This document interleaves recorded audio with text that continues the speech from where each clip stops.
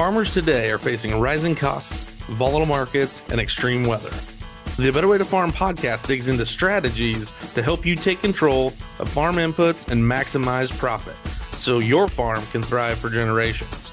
Remember to take advantage of our free resources at abetterwaytofarm.com. Now, from America's Heartland, here's your host. Rod here at A Better Way to Farm, where we increase yields and improve profits. We're excited to be nearing the end of our journey with our 12 days of nutrients. Today we're going to work on day 10 and talk about iron. Reading out of the Midwest book saying that iron is essential for the formation of chlorophyll and for photosynthesis. It is the activating element in several enzyme systems. It is also important in respiration and other oxidation systems in the plant, and it's a vital part of the oxygen carrying system. Guys, iron is super important. We know that. It makes that plant dark green. We know being short in it is really bad. And chlorosis is always going to be our enemy and not be our friend. Going to page 74 of our Western book, because knowing the symptoms is always a good idea. And these guys have a great job of telling us this. And as we take a look here at what it says about iron, it is essential for the formation of chlorophyll. It apparently enters into the oxidation process, which releases energy from sugars and starches. And the symptoms would include 1, chlorosis of the leaves, the youngest leaves being the first affected. And 2, we know that the points and the margins of the leaf will keep their green color the longest, and the veins will remain green, but it's in between those. And then also we know that the effective leaf will tend to curve in an upward direction. And if we see that curvature, that's a sure sign that we have an iron deficiency. I have some really good stuff that I've got here to share at the end, talking about how to manage this and some things to do to work around it. These guys in the Western Fertilizer Handbook talk about the fact that an iron chelate used as a foliage spray has been quite successful in overcoming chlorosis due to iron deficiency. It is these sequestering agents, or chelates. They are of distinct value to agriculture and holding minor elements in a compound which will have a low toxicity to foliage and still be available for assimilation once they get inside the plant cells. Guys, I'm going to talk about it more later, but applying iron to the soil, especially where we tend to have the chlorosis, which tends to be where we have the highest pH, that's our biggest problem that we find with it. We have high pH. Iron chlorosis almost always comes to get us, and in that application, putting anything on the soil, even the iron chelates, we have not found to be very effective. I love our chelated iron, but it's much more effective as a foliar spray. And so what we want to do, just as soon as that little plant is up, somewhere there exactly V3, just as fast as we can, we want to be out there spraying that and getting with it to prove that, to improve that chlorosis situation that we have and help that plant to overcome it to achieve maximum yield. Out of the Fertilizer Handbook, they have a lot to say here, and it's really, really good. So I'm going to share this with you. Iron deficiencies reduce yields of fields and vegetable crops, especially on the calcareous soils in the western U.S. Only a small fraction of the total iron in the soils is available to plants, and this fraction decreases with an increase of soil pH. Guys, I don't live out west and I don't have calcareous soils, but I have really high iron levels. And this year, when we did our tissue testing, we were short in iron. And we actually had to foliar feed a little bit, not a lot, just a few ounces. But we don't want to be short in anything, and that's why that tissue testing comes into play. But feeding that chelated iron is by far the best. Iron deficiencies of crops generally appear as a yellowing of the intervenal portion of the leaves, a condition called iron chlorosis. Leaves of iron deficient plants are pale green to a yellow, might even appear white, depending upon the crop and the degree of the chlorosis. It is corrected mainly by foliar sprays. Several sprays, 7 to 14 days apart, may be needed for more severe chlorosis. Some growers have found that the synthetic chelates are more effective than ferrous sulfate as a foliar spray. I 100% agree with that, guys. They also said, this is the first time I've seen this on anything, a surfactant should be included with your foliar sprays to improve leaf adherence and iron absorption. And guys, when we're working with our guys, and we'll be doing some stuff on foliar feeding here in the not too far distant future, but one of the things that's really key to successful foliar feeding is using the right non-ionic surfactant. And in my estimation, there's actually only one of those that's worthy of using. They go on to say that early correction of iron chlorosis is essential if yield losses are to be prevented. And they say it also, soil applications of iron usually not effective for crops because the applied iron quickly reverts to forms unavailable in plants. Some of your crops like grain sorghum and soybeans are highly susceptible to chlorosis. As a matter of fact, something as sensitive as a grain sorghum might need to be switched out to do corn on corn or grow some cotton if you're in the right areas to do that. Because this is a big deal, and it's one of those things where if we're fighting a high pH, we're not going to be able to fix that. I've never successfully seen anybody take an 8.2 pH down to a 6.8 where we want it to be, and so we just have to go with what we've got dealt and know that chlorosis is going to have to be battled with. Working out of from the soil up, something else that I thought was very interesting, anaerobic soil organisms also take their oxygen from certain iron compounds. We refer to their end product as a form of reduced iron. Reduced iron can cause several reactions because many plants tend to overfeed upon it. Excessive iron intake can darken and plug the nodes of corn, and this plugging of these nutrient channels progressively slows the upward movement of nutrients into the plant. Progressive plugging of the corn nodes causes the plant to age prematurely and die. The inner nodes will remain high in moisture and sugar, which invite soil fungi and stalk rot. The interior of a healthy maturing corn stalk will not backlog water or sugars and will have the appearance of being filled with dry styrofoam. Node plugging and stalk rot reflect a breakdown of the soil-plant relationship. In other words, getting too much iron into that plant is bad, and one of those things is if we have too many of these anaerobes in there that are feeding on this iron and not taking the oxygen off of it and making it a very available form, we can get into trouble with that as well. Too much, too little, it still hurts us. Iron is an essential element in building the chlorophyll molecule. Without a single molecule of magnesium, there can be no chlorophyll, and iron appears to be necessary for fixing the magnesium into the chloroplast. A lack of iron will cause a yellowing or iron chlorosis due to the lack of chlorophyll. Without the chlorophyll, the plant cannot produce the sugar, and without the sugar from the factory, the plant cannot survive. Guys, don't lose sight of the fact we are really trying to produce sugar. It takes 100 pounds of sugar to grow a bushel of corn. So 300 bushel of corn takes 30,000 pounds of sugar. It takes 300 pounds of sugar to grow a bushel of soybeans. So 100 bushel beans takes 30,000 pounds of sugar. And what we have to do is give that plant the opportunity to produce that, and we do that with having the right micronutrients available in the right ratios. Everything matters, guys. Iron deficiency or chlorosis occurs most commonly on alkaline soils with a pH of 7.5 or above. As with manganese, an iron deficiency is most likely to occur during the early growth under wet, cold soil conditions. And excessive phosphate applications also can trigger an iron deficiency in acid soils. So if we're putting on too much phosphorus, we also can create that iron deficiency. One of the things that I fight here is I have on my own farm really high iron levels, and so they tend to tie up phosphorus, and the row play starter really is our friend in that situation. It really helps. Certain areas of the country, such as parts of Minnesota and northern Iowa, are very prone to iron deficiency problems. In these areas, farmers, as they are aware of the iron problems, and they also know where manganese is deficient, they recognize the problem and they are always prepared to deal with it. Iron management, as with manganese management, is greatly influenced by soil temperature and root development. A large root system is the best insurance against deficiency. Soil temperatures directly relate to root growth, making iron management as well as manganese management absolutely necessary during the critical early growth stages. Guys, everything matters. I've said it 4 times. When we apply the right micronutrients that the soil needs, when we apply row place starter, when we put on a seed germination aid, all those things work to ensure adequate root growth.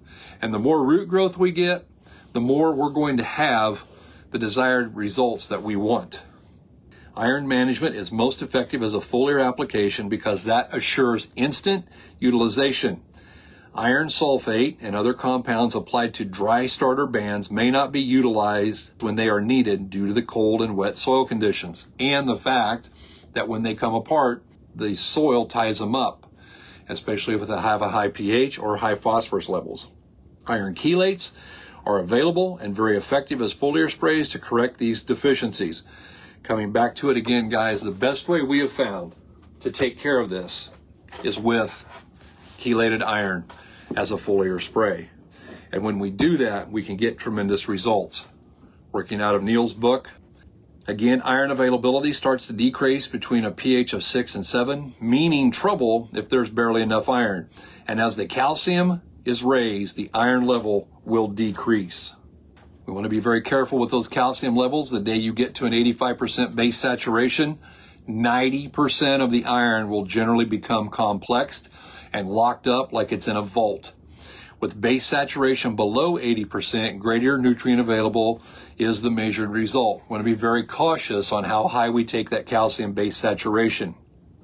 And we just know that there's, again, a relationship between everything that we do, and too much calcium is going to create an iron deficiency, among other things. We don't want to pay good money to do that. Iron may be used as an example of when something, it's talking about quantities of micronutrients being really small. Iron may be used as an example as the most copious required trace mineral. An iron level of 80 parts per million is nevertheless considered fully adequate in the tissues of plants.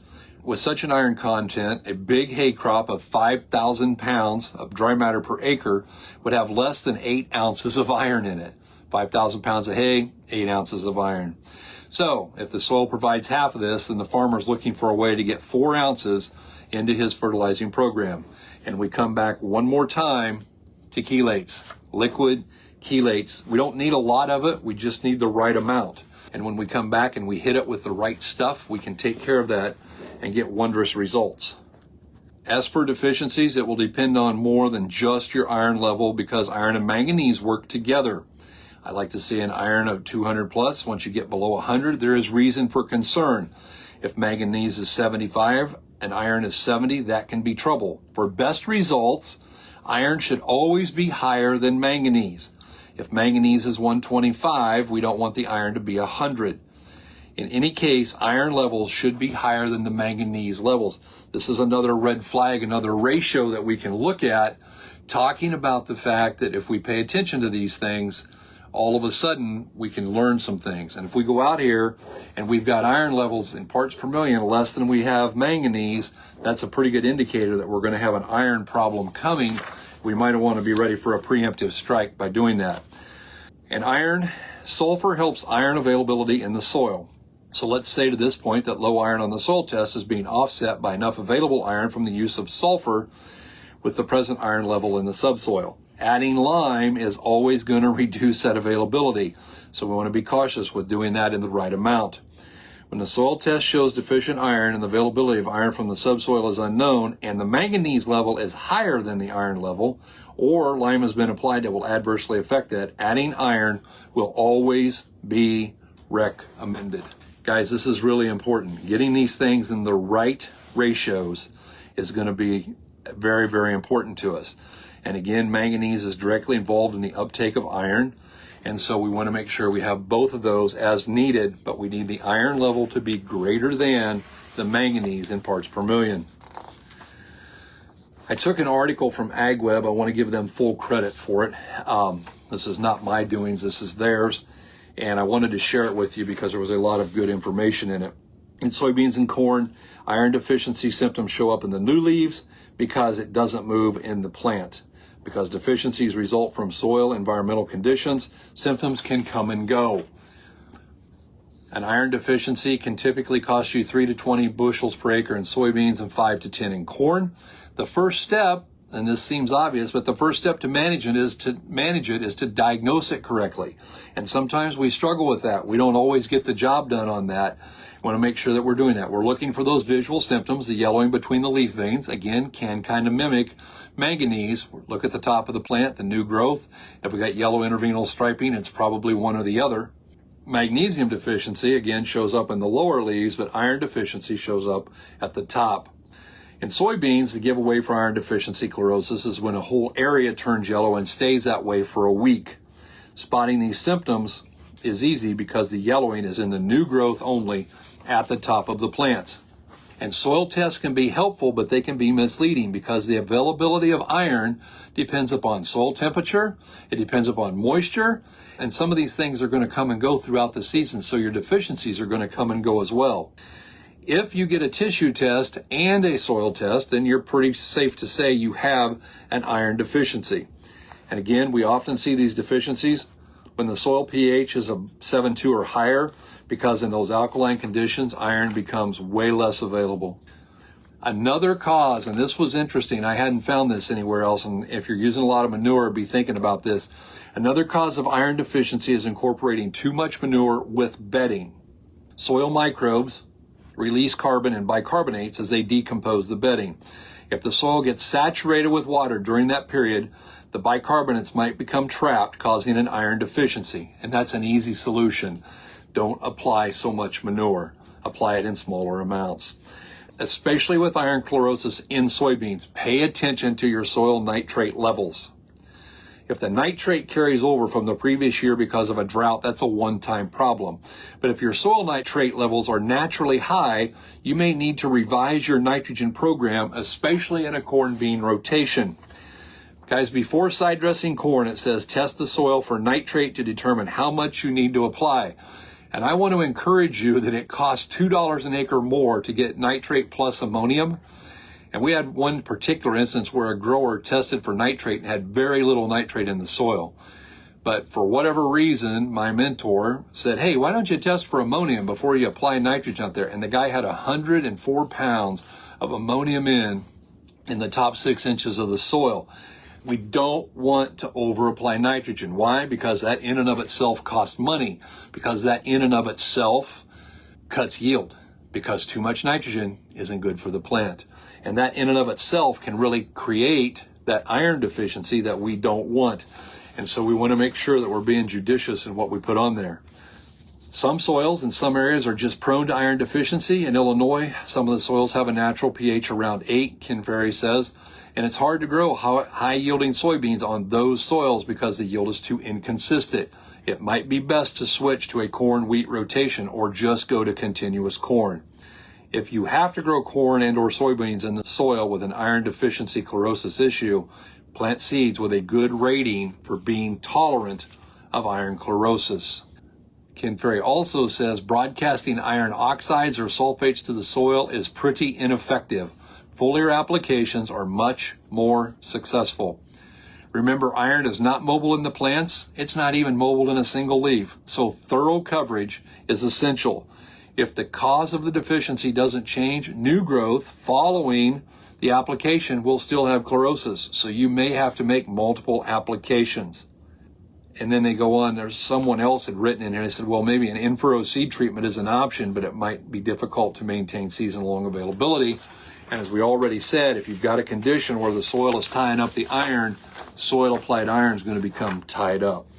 Guys, iron is one of those things that, yes, we need, and it's very difficult to wrap your brain around because here at our own farm, our iron levels are off the chart high, very high.